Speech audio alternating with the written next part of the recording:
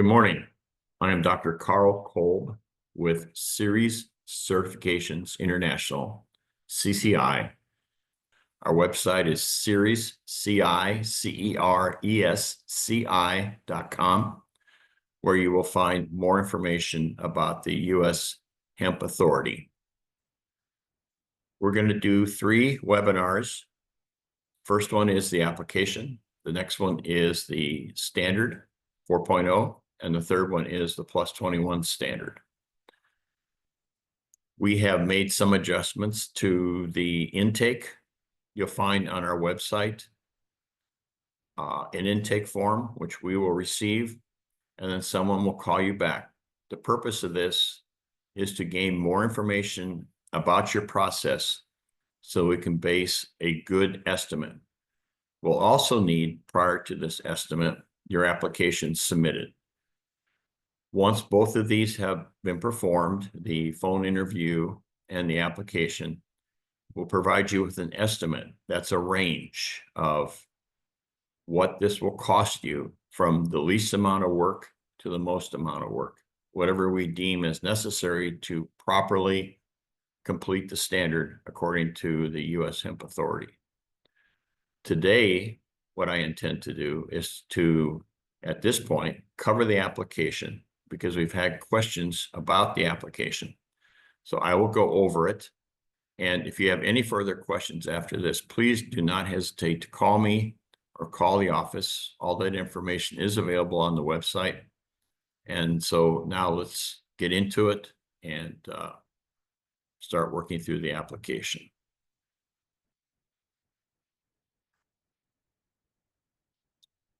All right. So what you see here is the most current application. It's dated October 12th and October 21st. The date of your application is the date that you actually submit this.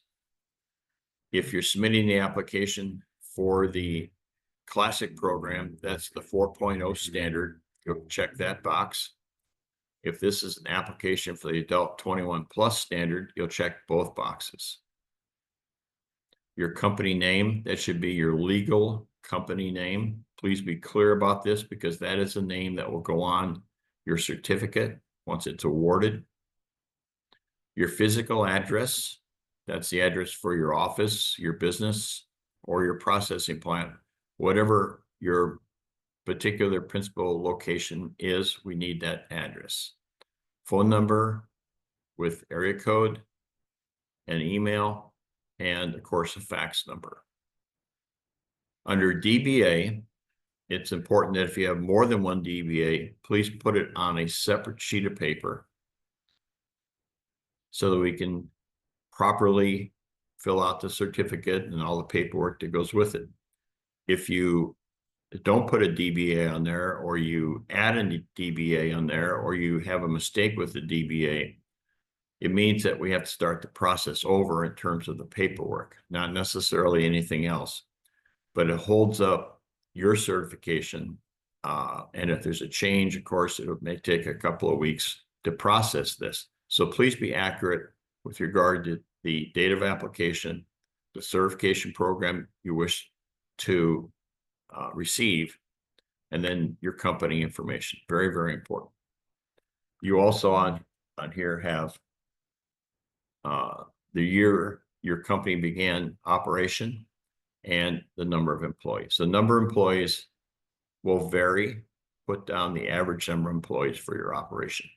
Now, if you outsource to a processing plant to co-process, then put down the number of employees you have in your principal business. So if you have 3 employees, put down 3. Don't put down the whole number that might be employed as a co-processor. The next one is your billing contact information. That would be your accounting department or someone who pays the bills, their title, their address, their phone number, email, and a fax. We will use this to bill, obviously, you for the amount that you've agreed to in the expenses. Next was important because it's the primary contact information. And this is for me. I need to be able to talk to those people who can directly affect this certification. In other words, the owner should be here. The quality assurance person should be here. And perhaps someone who may be the liaison with the co-packer you're using. Please be clear with the emails so that we don't have any confusion and I don't get a bounce back. It holds up the process if we do. Thank you. If you're using a consultant, we need to know who they are. They are your agent, and it's important for legal information to have their name so we can talk to them about decisions that they recommended regarding the processing or development of your product. The next box is the elevator pitch, so to speak, where we ask you to briefly describe your operation, including any particular special features of your product that may be important. It could be something to do with the size, color, type, how it's used, packaging, something of that nature. Try to keep it simple. Keep it, as I say, at 40,000 feet. You don't need to get into the weeds on this. Just a good overview of your operation, principally the product itself. Moving on to page 2. Here's where you're going to list your products. And you'll see that we have 4 distinct columns. The kind of product, which is the name of the product, and whether it's liquid, solid, or some other fashion, some other form. How many formulas may be linked to this product? How many different labels are linked to this product? Let's talk about different labels for a minute. You could have labels that have different information on them, obviously different sizes, and they may be distinct in terms of the particular packaging they're associated with. So if that information doesn't completely fill into this box, please attach a separate piece of paper so we can see the kind of product you're producing, such as, let's say, gummies, how many different formulas you might have.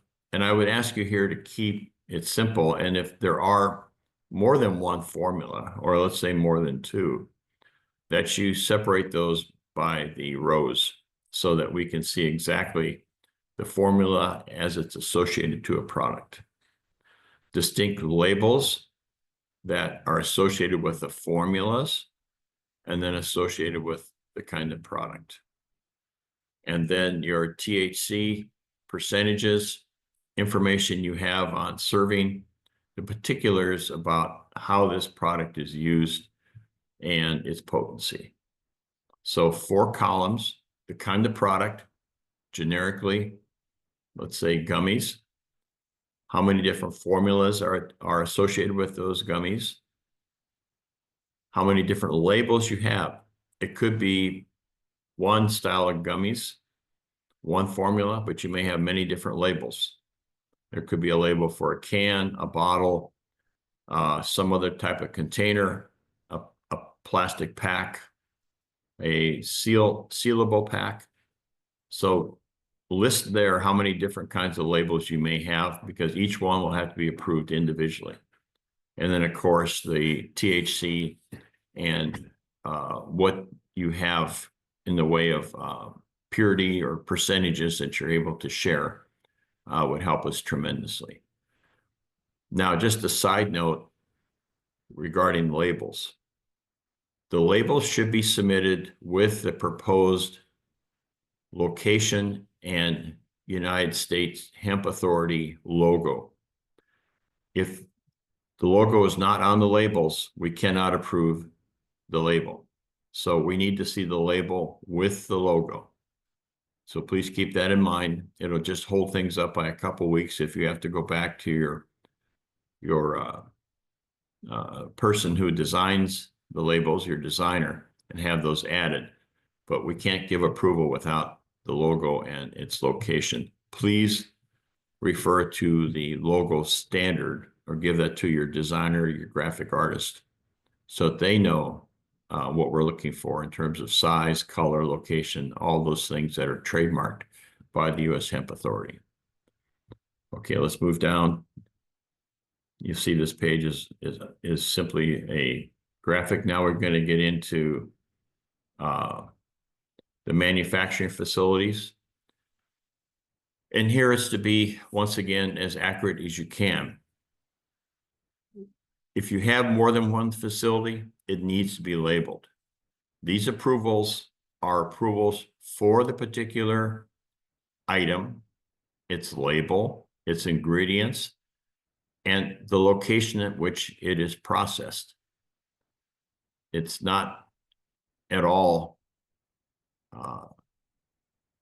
a wide range of sites. It's a specific site that manufactures this particular product, and that will drive the certification. So please indicate the sites where this product may be processed or manufactured. There could be more than one site. We'll need to see both those sites on this form. Once again, you may use an additional piece of paper. So name of the site is the company name that's doing the processing for you. An address, once again, much like earlier, a phone, an email, and a fax. Who is the primary contact there and their title? And we need to know if it's your own facility or a contract manufacturer, often referred to as a co-processor. Their activities come down to primary processing.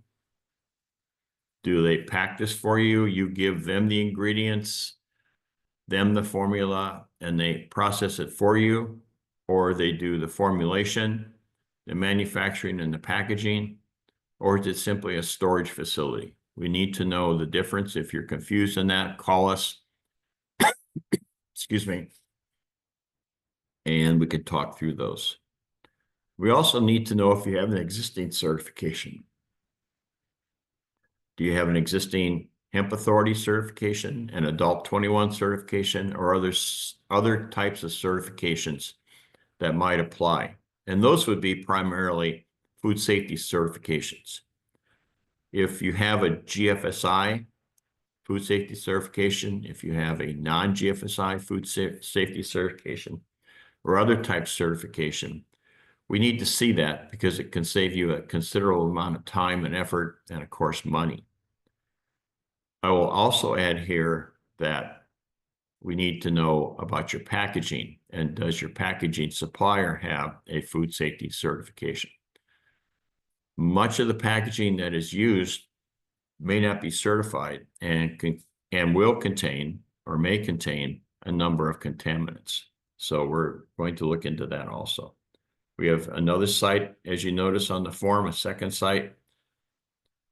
And then we move into the last page regarding licenses. So if you have a legal license to produce, or your co-processors have a legal license, we need to know, or check non-applicable. If you have an FDA processor manufacturer registration number, which everyone should, anyone who co-processes with you by law must have a registration number, please place that number there. There may be one. Use additional paper to list those. Then we have the signatures that are required for the authorized representative. This is the person who owns the company or is an agent of the company. And if you have another certifying body, we need to know who they are, because we cannot have conflicting certifications. And then you find that's all the information we need. Once this is filled out, the office will go through and verify the information. And then I will look at the application, at your formulas, at your labels, and I'll come up with a number of questions that need to be answered prior to certification. We're going to go through those in webinar number 2 and webinar number 3. That's all I have for today.